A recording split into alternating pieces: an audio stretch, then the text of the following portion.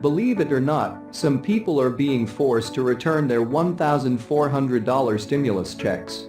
Of all the stimulus check updates we've shared since the beginning of the coronavirus pandemic, this is probably the one that will come as a legitimate shock. It might even be bewildering upon the first pass.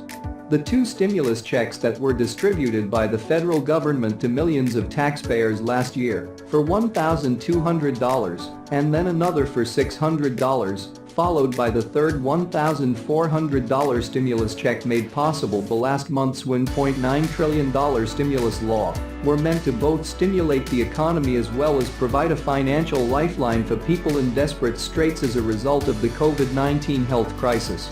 That crisis is still acute enough that Biden's stimulus legislation last month also took the added step of packing in a number of other ways that millions of taxpayers will benefit outside of stimulus checks, such as via a major expansion of the federal child tax credit that Biden now wants to expand again through 2025.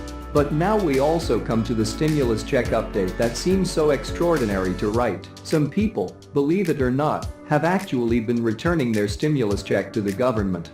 Read on to learn who should take this unusual step of giving back their stimulus money.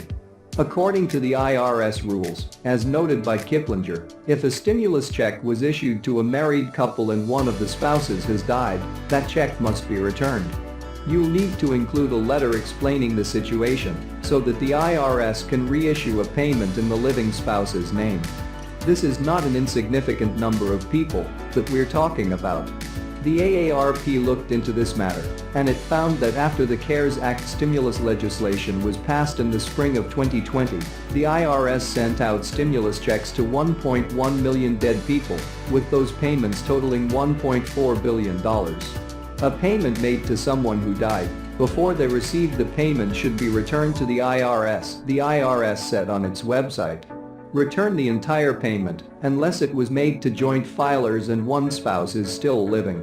In that case, return half the payment, but not more than $1,200. If someone can't deposit a check because it was issued to both spouses and one spouse has died, the individual should return the check. Once the IRS receives and processes the returned payment, an economic impact payment will be reissued to the surviving spouse. Beyond this, there are also other scenarios that can be envisioned where someone might want or need to send their stimulus check back to the government. One example is someone who just doesn't want or need the check. Maybe because they're too well off and don't want to accept the money. Of course, in this scenario, you could also just do something good with it, like donate it to charity. At any rate, if this includes you, and if you want to send the stimulus check back to the IRS, send your debit card, if you were issued one of the pre-loaded stimulus debit cards, along with an explanation noting that you don't want the money, to Money Network Cardholder Services, 2900 Westside Parkway, Alpharetta, Georgia 30004. If you were sent, instead, a paper check from the IRS, then you'll need to void the check and send it back to one of the IRS addresses listed at the bottom of this page. And if you want to send the stimulus check back after the IRS direct deposited the money into your bank account, you'll need to make out a check payable to the U.S. Treasury, include third IP and your taxpayer ID number somewhere on the check, and include a brief explanation of why you're sending it back to one of those IRS office addresses listed at the link above.